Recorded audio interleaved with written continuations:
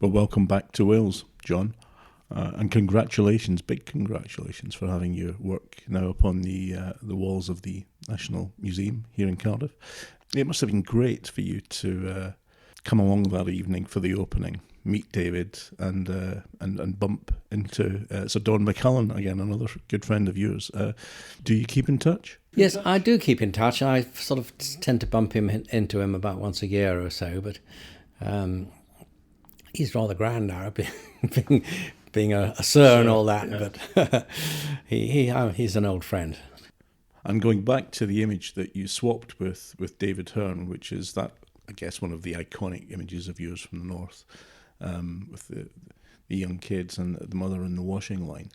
Do you recall the images that David swapped with you? Ah, yes. I chose two images of his. Oh. One was both of them from his Wales series, and right.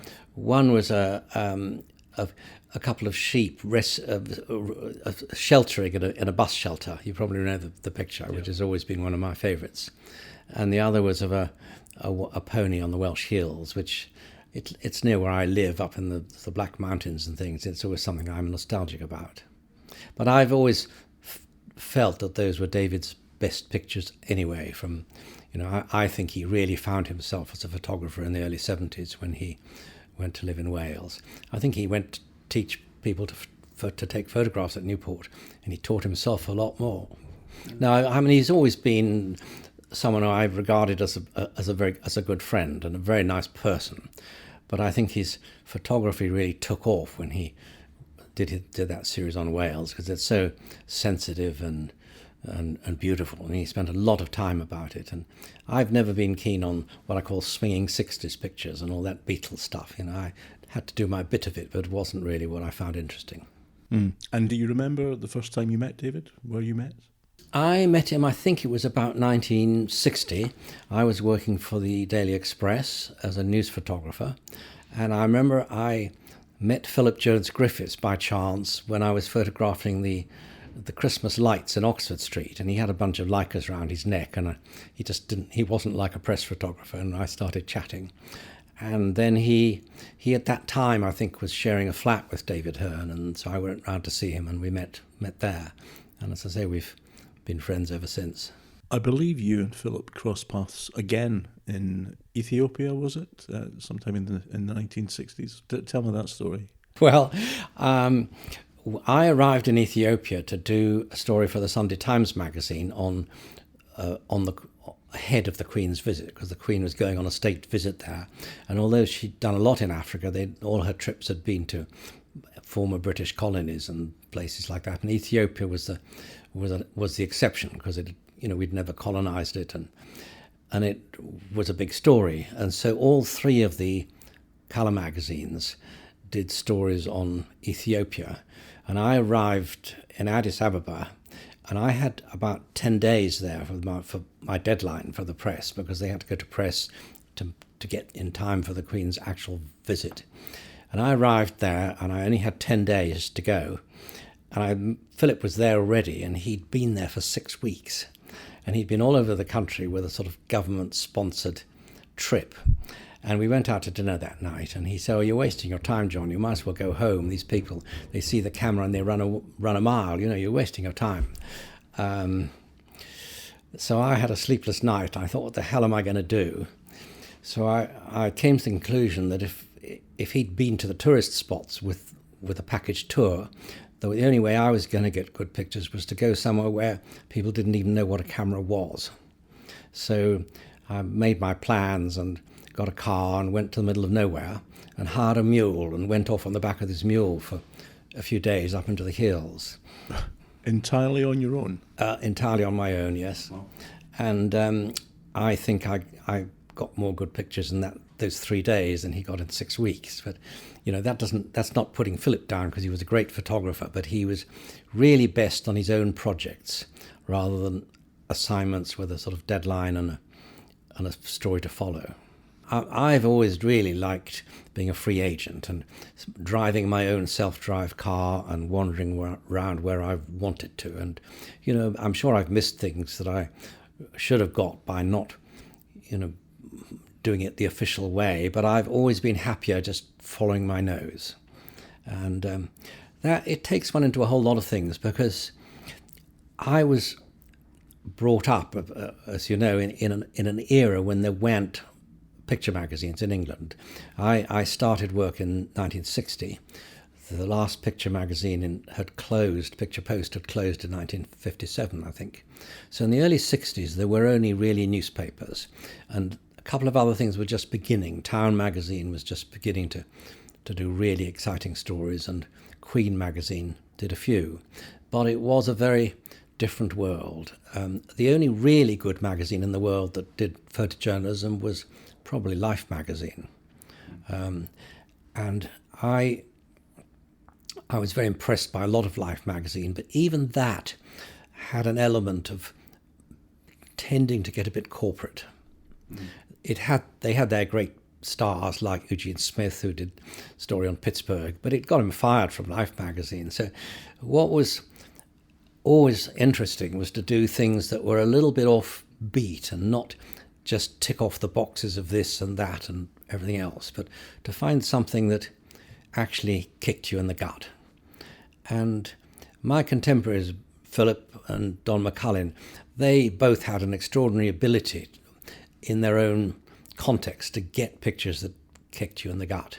And I think none of us wanted to come back with the rule book photographs. We wanted to come back with something a little bit different. Normally, I never worked with a minder unless I had to. There were a few exceptions, like where a place you really couldn't speak the language or get around, but I would do as much as I could on my own usually. Just describe that whole process and the challenges of submitting work then to the magazines and the newspapers, whether it was negatives or the other challenges with transparencies. Well, in the days of black and white, I would shoot the material, either develop it myself or get it processed, and usually make a selection of prints and go to the magazine with some prints and the contact sheets.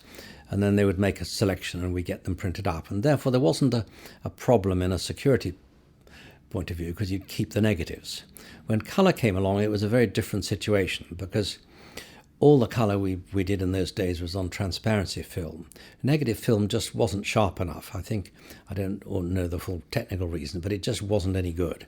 So the magazine wanted to work from the actual original transparency. And that presented quite a problem when you were selling stories in all over the world, because a lot of photographers did a first set for their commissioning magazine. They did a second set and a third set, and they give them to an agency, and you'd end up losing a lot of those other ones. And by the sort of late 60s, Philip and I decided we really wanted to try and do something about that. So we invented a process of making duplicate transparencies. But the only way we could get the quality we wanted was by enlarging them to 5 by 4 inches. Because if you duplicate a 35mm transparency onto the same size, you tend to get a grain structure imposed on a grain structure, and you'd get a sort of interference pattern, and that would reduce the sharpness a great deal. So there were a lot of problems in making this process, and I remember I found an aircraft landing lamp out of a glider from World War II and put a big halogen bulb in it, and then we had to go through several layers of heat-absorbent glass with a cooling fan, and we did build an enlarger that was capable of actually producing good duplicates. But it wasn't that cheap, and it didn't really ever catch on in a big way, because I think the magazines liked the cheap and simple way. But in theory, it meant that you could keep your originals at home and send out 5 by 4 duplicates. Did that get interest from photographers at the Well, it did time? to a certain amount, but I think the cost of it and the fact that magazines really felt they wanted to work from the originals, and they didn't like the idea of working from a dupe. So it didn't catch on as much as we would have liked it to have done. What I find fascinating about that story, though, is it was both of you harking back to your past, you with engineering and him in chemistry. That's right. I was more responsible for the mechanical aspects of the enlarger, and Philip worked on the chemistry of the processing. And one of the other things is that it's very hard to make a duplicate that's good enough, because the processing in a colour lab it was a dynamic process, and what they did was they would plot the results and adjust the chemicals according to what they were getting. So if the process went a little bit out of kilter, if you did a test strip for making a dupe, by the time you came to do the real one and process it, the process might have changed, and it therefore wasn't quite spot on. And the other thing is that when you shoot a picture, you don't go back to the original location with the same lighting and compare it with the original. But when you make a dupe, you actually compare the dupe and the original side by side, and that makes it much tougher. And was Philip practicing what he preached? Was he using this before he put a set into Magnum? Was he keeping some of his own images? He was doing it where he could, yes. Right. But we didn't do that for very long, and I think Magnum always wanted to have the originals too. So. But it was interesting. He's Philip Jones Griffiths, regarded as one of the great war photographers, I mean, particularly with the Vietnam work. But your career saw you in the thick of some of these war zones as well, pretty early on, Bolivia, Beirut. I did end up in a number of wars, in the Congo, in Beirut, in Cyprus, in Brunei. I actually took Don McCullin to his very first war in Cyprus. I think it was 1964. I was there for the Sunday Times and he was there for the Observer. And he arrived in the Ledra Palace Hotel in Nicosia, and he didn't have a room to stay in. So I gave him the spare bed in my room, and the next day we heard there was a battle going on, and I gave him a lift in my hire car. And we got there, and I realized that at one point the Greeks started lobbing bazookas into the village we were in. And Don loved it. He was running around in paradise. And I realized then that I really didn't want to spend my life being a war photographer, but he clearly loved it. And he was very good at it. Because there's an image of his, which is quite harrowing. I think it was one of the wives whose husband, I think, had just been killed. But there is another image. You grabbed this camera. There was one point we were standing side by side and we took the same picture, which is of a woman who'd lost her husband and her son, I think. I'm actually referring to the one of him. Oh, yes. Well, actually, doing a runner. There was a point where we were more or less together, and there's an old lady who was struggling, and Don handed me his cameras and picked the lady up and carried her to safety. And because you do these things in a split second, because I had his cameras in my hand, I knew this needed a picture, so I took a picture of it on his camera, because that was the one that happened to be in my hands. And I've used that in my book. Because Don is often regarded as being quite hardened and,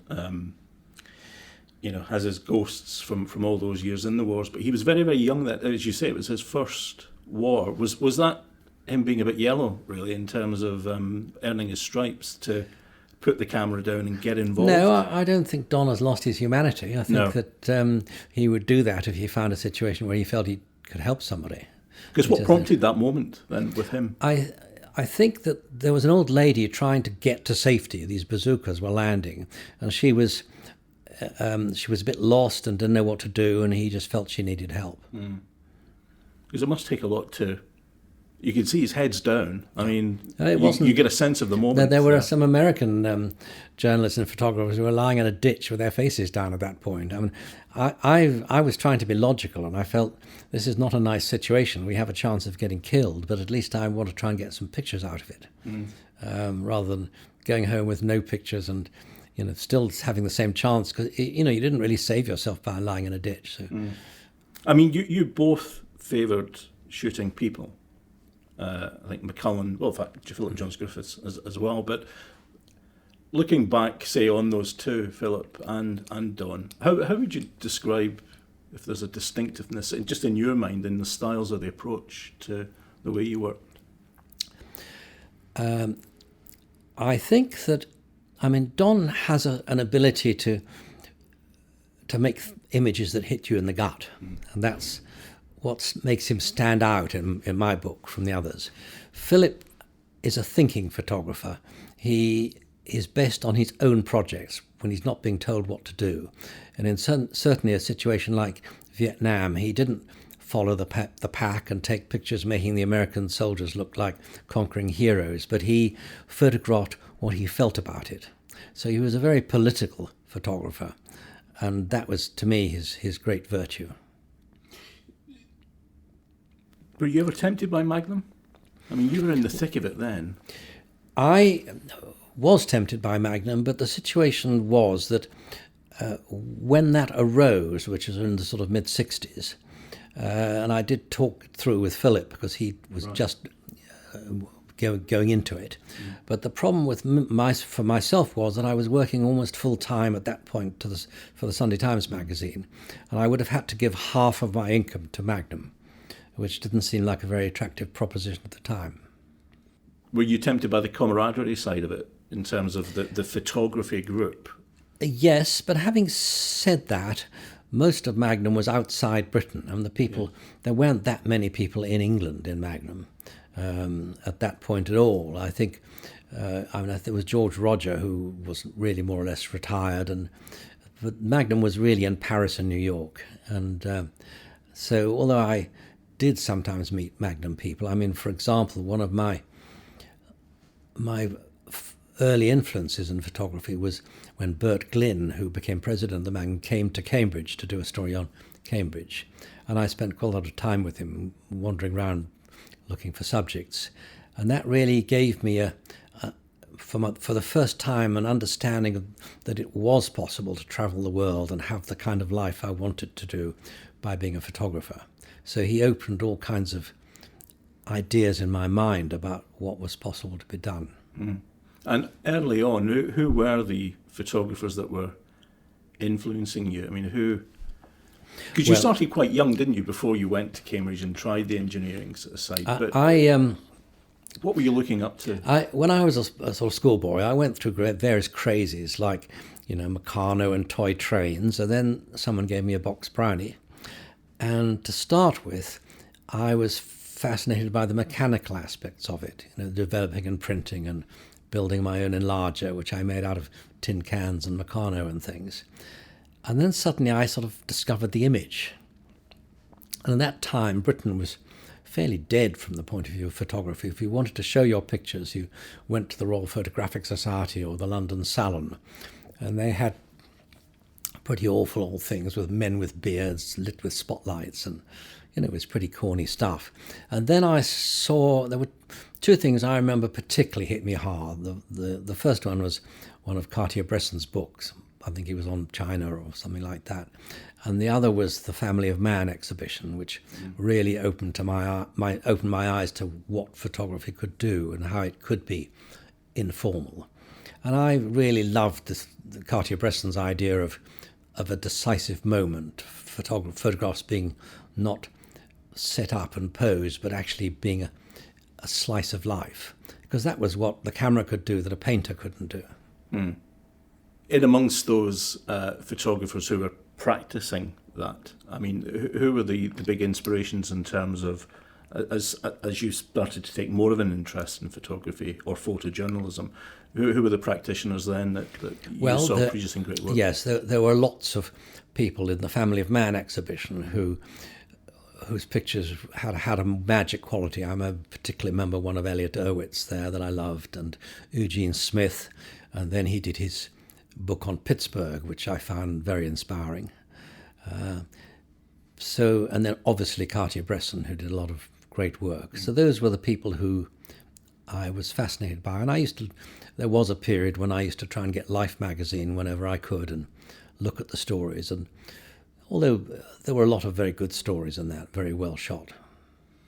It's interesting, just on some of those bigger names, that they did in fact make trips and shoot in the UK around early on, I think. But you would have been around then, you would have been shooting. But we had Bruce Davidson over in the UK, Eugene Smith. I didn't meet Gene Smith then. I met him in the mid-'60s in New York, and he was pretty old and retired by then. Because I think it was the 50s he came over, wasn't it? That's right. I was still in school in the 50s. I wasn't photographing professionally really till the 60s. No. But you had an appreciation of who was doing what. Yeah, well, a little bit. It didn't really catch me till pretty close to the 1960s, 59, 60. Right. I did spend some time with Bruce Davidson when he was in London in the early 60s. Eugene Smith wasn't coming over in those days. Bill Brandt still was an influence, but as time went on, I found he wasn't really a street photographer. He wasn't a decisive moment photographer, and my work and my passion kind of took me. Although he is a great photographer, I wanted to do things a little bit differently. It was interesting. Bill Brandt straddles, his stuff is fantastic, but he straddles that art side as well, doesn't he? Close-ups, figures, a lot of feet, bodies, figures, yes, but takes it to the abstract in some ways as well, which I think is fascinating. But in that style of black and white, yes, Eugene Smith, absolutely. And there's a couple of your images that just, they've been my favourites. I mean, although I love the North work, the early morning misty scene of going over the bridge up in the north. And funnily enough, the other black and white one is the sea coal. The big diagonal white shot going down to the sea. Well, I think when I first went to the north, the first time was for Ffoton magazine to Nelson. I'd done enough of my apprenticeship, as you might say, on the Daily Express, and I'd done some stories while I was at Cambridge, and I'd got to that point where I knew that I was trying to do more than just tick the boxes, but I had to get some pictures that kind of hit you in the gut. And that's what I was trying to do. And you can't, go to certain places and cover certain things. You just really have to leave yourself open to what appears in front of you and be quick to grab it. And certainly being a news photographer was extremely good training from that point of view. I knew you didn't have a second chance. You have to anticipate that moment and grab it. But it was an extraordinary era in that I could make that relatively short journey from London to the north of England, and I could find things that were as exotic to me as going to darkest Africa almost. It was so different and so visually interesting, I found. I almost felt it was a license to steal. But going back to those American photographers coming to the UK, what did you think of the work then that they'd produced coming over? Well, I didn't see... Bruce Davidson's work on England was actually all after I'd done a few stories on the north, I think. So I didn't really see it till then, and his stuff is very poetic, certainly. The other American photographers I'd actually seen in England was obviously Bert Glynn when he did Cambridge, and his work is very good. It wasn't quite so much hit you in the gut stuff. Larry Burrows came to do stories in Cambridge. They were very competent, but they were a little bit sort of practical stories, and there was a little bit, he's a great photographer, but at that point I felt he was ticking the boxes a little bit.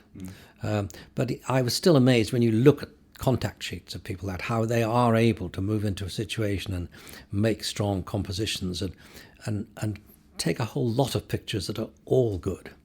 I mean, some of them are great and some of them are good, but they were very high caliber photographers, some of those. And I felt at that time that Don and Philip and I were a bit sort of amateurish. We weren't quite ticking the boxes as much as we should, but what gradually emerged, I think all three of us were able to take pictures that had a bit of that power in them. And sometimes it has to be a happy accident. You can't be too meticulous and too accurate and too careful, because then you miss the offbeat thing that's emotional. Did you take your time? Would you hover and linger? Yes. Rather than shoot it to death? Because you were on deadlines, obviously. Well, I wasn't on deadlines with those magazines. Right. It did vary a lot how long I would spend. I mean, the first one I did for Town was Nelson, and I was only there for a few days because I was with a writer and he only had a few days. But it was an extraordinary place, and I think, within 3 or 4 days I got enough pictures to make a really nice story. The next one I did was the Black Country, and I worked on my own there, and therefore I didn't have any deadline at all. I could spend as long as I wanted to, and I did spend longer there. And in a way, people now always complain it must have been really hard not knowing what you'd got because you couldn't just see it on your screen.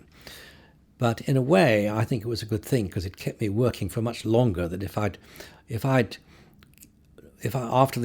end of the third day I knew I had a dozen good pictures, I would have said that's enough to fill 10 pages or 8 pages of the magazine. I'll go home now. Whereas I didn't know what I'd got, and therefore I kept working. There are some advantages in that too.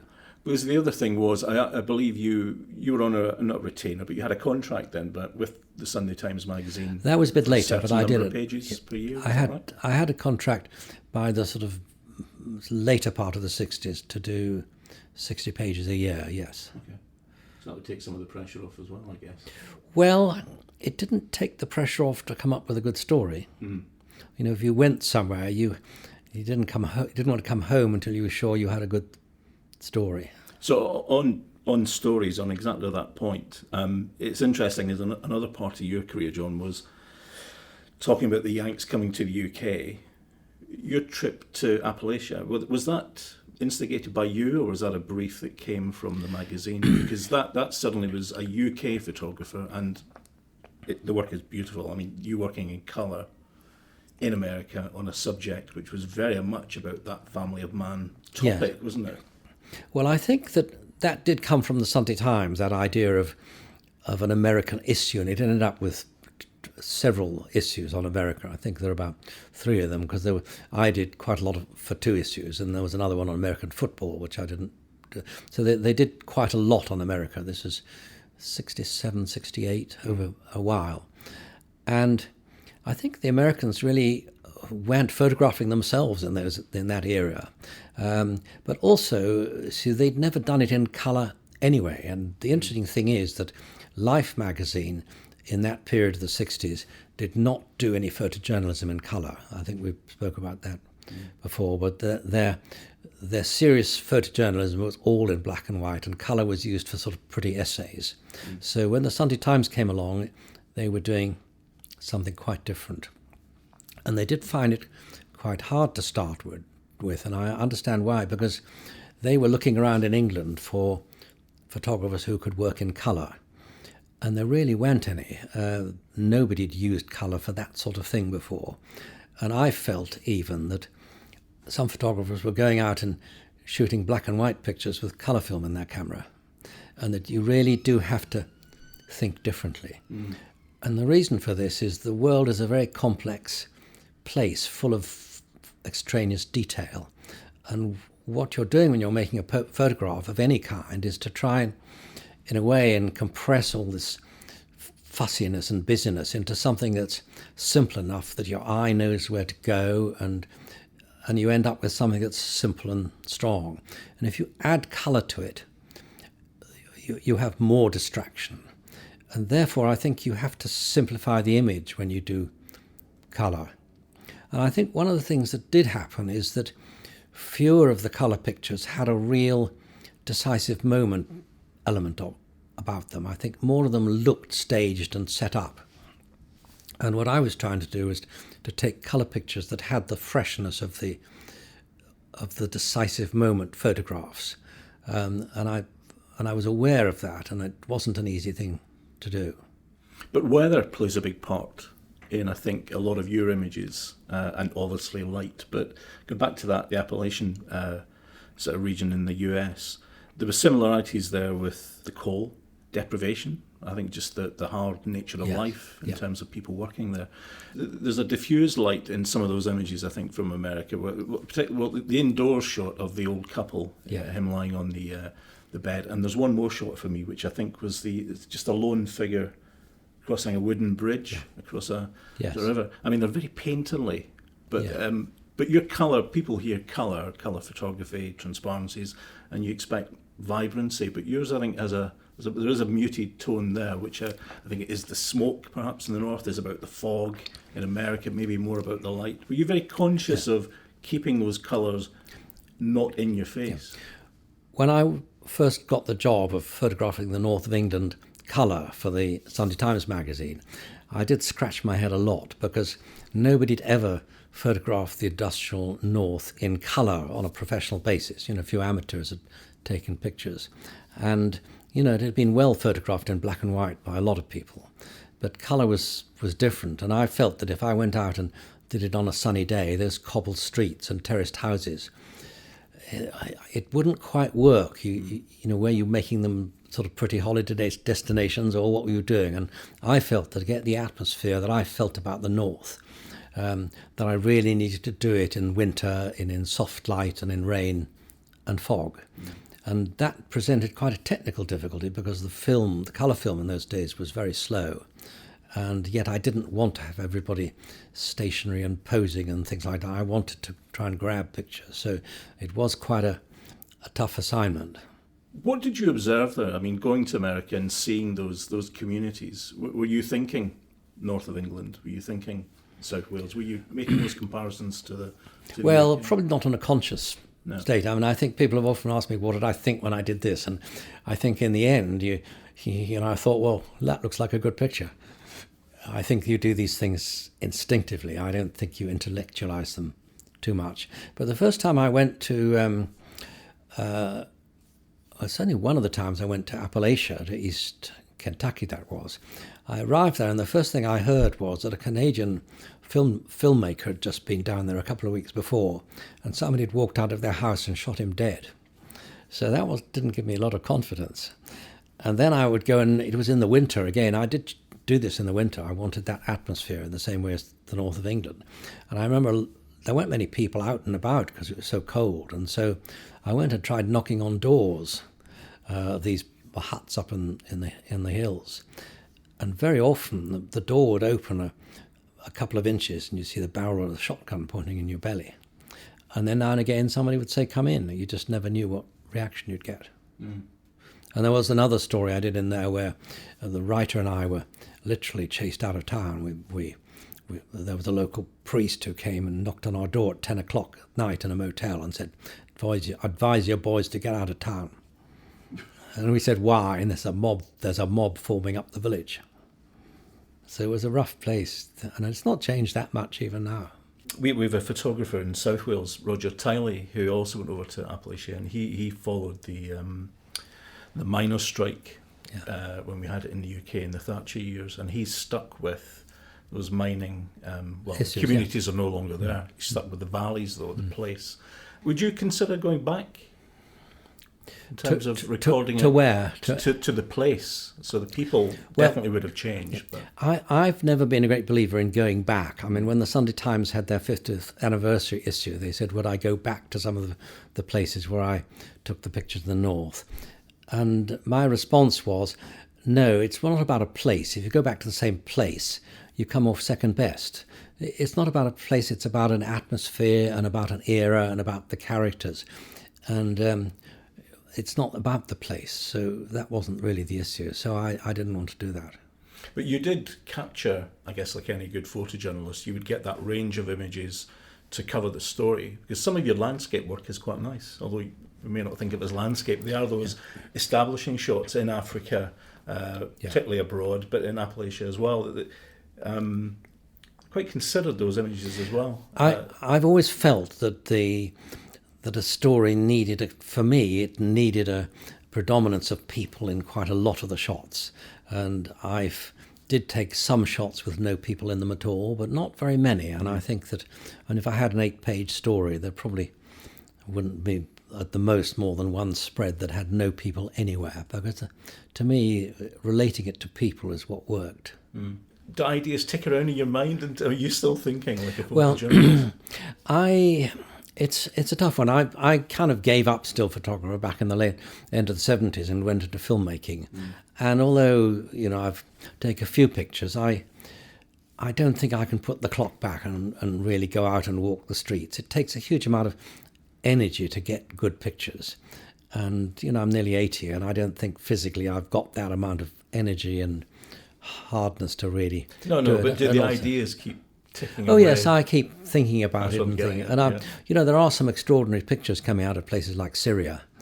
If you look on, the Guardian picture collections or on Getty, there are some extraordinary pictures being made still. But I don't have the energy to do it now. No. What about the outlets for good photojournalism nowadays? Come back to your Cambridge days, you were also involved, you were a founding member of a magazine then as well, weren't you? Just describe how that came about and what was the reason for it. Well, when I was at Cambridge, I'd been working for the university newspaper Varsity, which was very much a newspaper. And there were a few of us who loved the idea of being magazine photographers, and there wasn't a picture magazine in England at the time.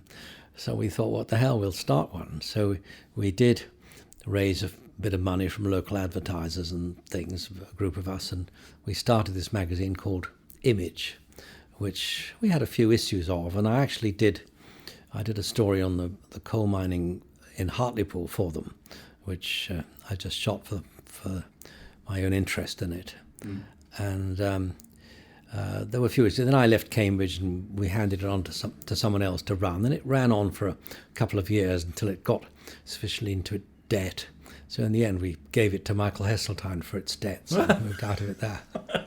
Do you think there's contemporary photojournalism and this type of photography, say even in the UK, in terms of the new talent coming through, is there still a place for an outlet like that, something tangible in print, or can the web just satisfy all of that? Well, I think it would be nice if it could be, but I think financially it's very hard to do. I mean, even publishing photo books is a tough one because, I've done 2 books now, but bookshops don't try and sell photo books anymore, really, and you can only sell them if you get enough interest over the web, and people will buy them from Amazon or something. It has to have a very special link, because of the 2 books I've done, the first book I did when I came to retire from filmmaking, I was trying to archive all my pictures and get them in order to leave them for the world, and I knew that the north of England was something that I really wanted to try and do a book on. And I was lucky because I had actually got 8 assignments that I'd added together, as you might say, and that was just enough to make a book. So I put the selection of pictures from those 8 assignments together in a book and thought, here I go. Then, much to my surprise, I couldn't find a publisher. And I felt that it was a very saleable theme because there are a lot of people who are nostalgic about the North and love it. And I felt there were lots of people who'd want to buy a book on the North to give their grandma for Christmas or something. But no publisher was interested. And I'd been struggling for nearly a year until a guy from Liverpool, Colin Wilkinson, emailed me out of the blue and said, "I always loved your work, can we do something?" And he's been absolutely wonderful. He let me do exactly what I wanted, which was to make a simple book without fancy layouts, just put the pictures together. Well, you've seen the book, obviously. Yeah. And the amazing thing is that book has done very well. We've sold out 3 editions and we're reprinting the 4th time. So that's done really well. And then we went on to do another book on the world called The Wind of Change, which is about that whole change in the world at the end of the colonial era. And I'm happy with the book. It's done what I wanted to do, but not that many of them have sold. That seems to be a common theme amongst photographers. Yeah, you need a very specialised thing like the North, and that I'm sure will go on selling now. But you need that body of work, John. Yes. I mean, you need to put in the graft. I was incredibly lucky that I had enough stuff on one subject like that, and particularly the last chapter, which was Manchester, which was like an afterthought. I went back there 10 years after I thought I'd finished working in the Industrial North. I thought the Industrial North was finished, and I found in Manchester that there were still extraordinary remnants of it. And that to me was really lucky because it's given me enough colour to make the book much more balanced than it otherwise would have been. In terms of today, you're going through your collection now, you're cataloguing and archiving, and where do you see that going? I mean, what puts a line under it for you in terms of yes, it's a good question. I mean, I've seen situations where people wanted to use pictures in exhibitions and things. I've been part of a couple of mixed exhibitions where people wanted to use well-known pictures. They couldn't because the people who had the originals or who owned the archive wanted too much money. So I think the key is to leave a digital copy of one's archive in several different places so that in 50, 100 years' time, if someone wants to do an exhibition and they want a picture of Timbuktu or Manchester or whatever, they won't have to pay so much money that they can't do it. And that, I think, is important. But I think that the galleries and people are very slow to catch on. I mean, for example, I spoke to the V&A recently about my archive, And I was surprised to hear them say, we don't collect digital images. And what else is there now? With the new stuff, there isn't a negative. There probably isn't a print because it's been used on Instagram. So if you don't collect a digital image, what is there to collect? I've always believed in using the latest technology. I never understand it when I've been to camera clubs and art colleges where they've said, oh, well, I would like to develop my pictures the old-fashioned way. To me, if there's a new tool, you use it, because what photography is about is using your eye and using your brain and trying to capture an image. And to me, it's not about a piece of negative. It's about an image. I had this recently when the photographer I worked for in my school holidays in Hereford, Derek Evans, his work all went to the local county records office. And I got them feeling that they were trying to preserve every print and every negative. And my view is you need to make some judgment about what images are worth saving. And, he wasn't Fox Talbot. Who cares about his negative? To me, it's only the image that matters. Mm. But they think I'm mad if I talk like that to them. What's your feeling on the uptake of photojournalism here currently in the UK, the way it's been taught, and the career opportunities? I think it's very hard to make a living as a photojournalist because the number of outlets that are actually paying for it is going down all the time. And certainly if you look at the photographs that you see, certainly on gallery walls and things, more and more of them are what I call art photography. And if you look at Magnum, for example, very few people in Magnum are making a living as photojournalists. They're making a living as what I would call art photographers. And they both have qualities, and I never want to limit photography to one thing or the other, but I think it's a pity that photojournalism isn't what it was, because there aren't the people paying the money for people to be doing it. I was incredibly lucky. I was sent to probably 100 countries by the Sunday Times, and I was paid to be there and go and photograph things. It isn't like that now, seriously. But I've had people say before, and again I wonder whether these ideas pop through your head looking at news and current affairs, that there are stories on your doorstep. There are stories on one's doorstep, I'm sure. I think one of the things too is in addition to the fact of where are the stories, I work better with a deadline and an assignment. That pressure gets me out of bed in the morning. It keeps me walking the streets. And if I just have to do things for myself that I might later show to somebody, I find that much harder. I'm not the kind of artist who has that drive to keep at it just for myself. I had huge respect, for example, for Philip Jones Griffiths' self-discipline to stay in Vietnam and keep on working at it. I used to usually get an assignment that would take me, a couple of weeks or a month or something like that, and I was paid for it. I had to come back with pictures, and that gave me the courage to point my camera in people's faces and gave me the drive to get out of bed in the morning, and I would find it harder to do it just for myself. In terms of sticking with new photographers and say getting the inspiration that you had when you started, if we go back to where we started, what do you think it means for, say, a country like Wales or the Southwest, in fact, more broadly, to have a gallery such as the one we have now in the National Museum and that range of work that David Hearn has started?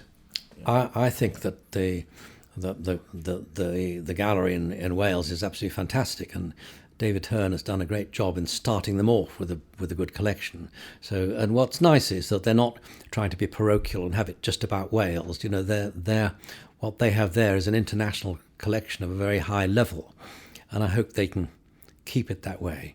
I'd love to give them some more of my photographs so they've got something long term. But to me, the important thing is to keep their visions and keep it international and not just be tempted to be parochial because it's Wales.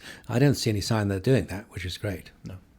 Well, it's great to see one image up there, John, of yours so far, and I hope to see many more. Well, David's got two, there are two in their possession, but they've only showed one of that. So far? So far, yeah. Right. The other one is the picture you mentioned of the Misty Bridge in the Black Country, which is one of my favourites. Wonderful. Mine too.